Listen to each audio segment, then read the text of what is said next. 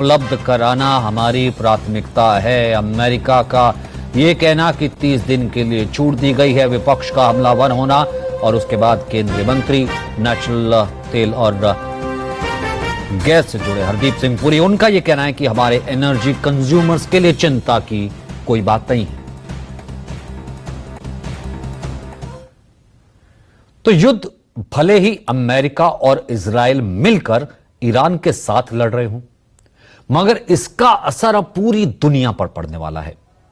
पिछले 7 दिन से जारी वॉर में हालात ये बन गए हैं कि युद्ध का एक नया क्षेत्र स्ट्रेट ऑफ हॉर्मुज बन गया है, जो कि दुनिया के गले की नस मानी जाती है।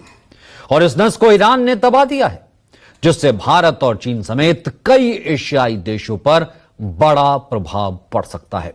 यहां तक कि खाड़ी देशों में भी, गल्फ कंट्रीज में भी इससे हड़कंप मचा है।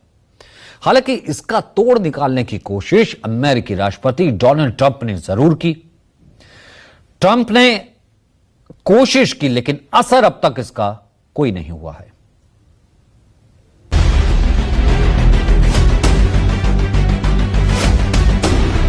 हर लड़ाई मिसाइल या बम बारूद से ही नहीं लड़ी जाती। कई बार आपकी भौगोलिक ताकत और उसको लेकर रणनीति भी दुश्मन को पस्त करने का काम करती। ईरान के खिलाफ जारी इजराइल और अमेरिका युद्ध में भी लगभग यही स्थिति बन गई। एक तरफ ईरान जहां अमेरिका और इजराइल के ठिकानों पर जवाबी अटैक कर रहा, वहीं दूसरी तरफ उसने अपनी सबसे बड़ी ज्योग्राफिकल पावर का इस्तेमाल कर ट्रंप को मुसीबत में डाल दिया। मौजूदा लड़ाई में डोनाल्ड ट्रंप जहां ईरान के आगे सबसे कमजोर पड़ रही हैं, जहां ऐसा लग रहा है कि ट्रंप ईरान के हाथों ये युद्ध हार रहे हैं, वो जगह है स्ट्रेट ऑफ हॉर्मुज। युद्ध की शुरुआत में राष्ट्रपति ट्रंप के रणनीतिकारों ने यह सोचा भी नहीं होगा कि स्ट्रेट ऑफ हॉर्मुज इस युद्ध का निर्णायक फैक्टर बन जाएगा। जैसे जैसे दिन बीत रहे हैं, अमेरिका के गल्फ वाले मित्र देश हो रहे आर्थिक नुकसान की वजह से असहज हो रहे हैं और एक दबाव बन रहा है राष्ट्रपति ट्रंप पर, जिससे सह पाना ज्यादा दिनों के लिए आसान नहीं होगा। मिसाइल शक्ति और एयर पावर में भले ही अमेरिका और इजराइल मिलकर ईरान पर भारी पड़ रहे हैं, लेकिन स्ट्रेट ऑफ हॉर्मुज में ईरान के पैतरों ने अब अमेरिका के मित्र देशों के मन में भी ये संदेह पैदा कर दिया है कि क्या अमेरिका सचमुच ईरान को पूरी तरह कंट्रोल कर लेगा। वन टेक मोर, है ना। युद्ध की शुरुआत में राष्ट्रपति ट्रंप के रणनीतिकारों ने यह सोचा भी नहीं होगा कि इस युद्ध में स्ट्रेट ऑफ हॉर्मुज एक निर्णायक फैक्टर बन जाएगा। जैसे जैसे दिन बीत रहे हैं, गल्फ में अमेरिका के मित्र देश हो रहे आर्थिक नुकसान की वजह से असहज हो रहे हैं और एक ऐसा दबाव बन रहा है जिसे राष्ट्रपति ट्रंप के लिए बहुत ज्यादा दिन तक बर्दाश्त करना आसान नहीं होगा।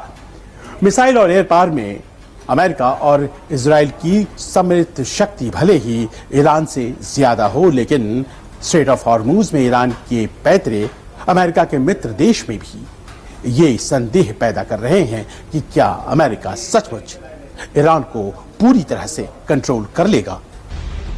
अमेरिका के मित्र देशों को अब संदेह इसलिए भी होने लगा है क्योंकि स्ट्रेट ऑफ हॉर्मुज के आसपास फटती मिसाइलें और मंडराती मौत देखकर कई शिपिंग कंपनियों ने डर के मारे अपने हाथ खींच लिए और बीमा कंपनियों ने भी हाथ खड़े कर दिए। हालांकि इस विकट स्थिति को भांपते हुए ट्रंप ने एक बड़ा दांव खेलने की कोशिश जरूर की। उन्होंने सीधे तौर पर अमेरिकी खजाने और सेना के दरवाजे खोल दिए। उन्होंने ऐलान किया कि खाड़ी से गुजरने वाले हर जहाज को अमेरिका पॉलिटिकल रिस्क इंश्योरेंस और गारंटी देगा, ताकि जहाजों को युद्ध के डर से रुकना ना पड़े। ट्रंप ने बीते 4 मार्च को अपने social media platform truth social पर लिखा था कि मैंने United states development finance corporation को आदेश दिया है कि वो तत्काल प्रभाव से समुद्री व्यापार की सुरक्षा पक्की करे। डीएफसी अब खाड़ी से गुजरने वाली ऊर्जा जहाजों को कम कीमत पर पॉलिटिकल रिस्क इंश्योरेंस और गारंटी देगा। यह सुविधा सभी शिपिंग लाइनों के लिए उपलब्ध होगी ताकि उनका आर्थिक नुकसान ना हो।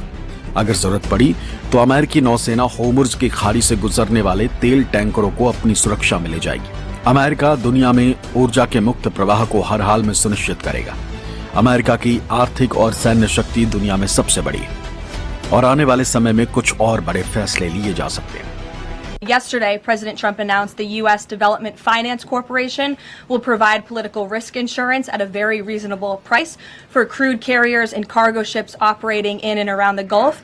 And as you pointed out, Jackie, the president said if necessary and when appropriate, the U.S. Navy will begin escorting tankers through the Strait of Hormuz. I think it speaks to why this action was so necessary, that ultimately the energy industry is going to benefit from the president's actions with respect to Iran, because Iran will no longer be controlling the Strait of Hormuz and restricting the free flow of energy, which, as you all know, controls 20% of the world's global oil supply.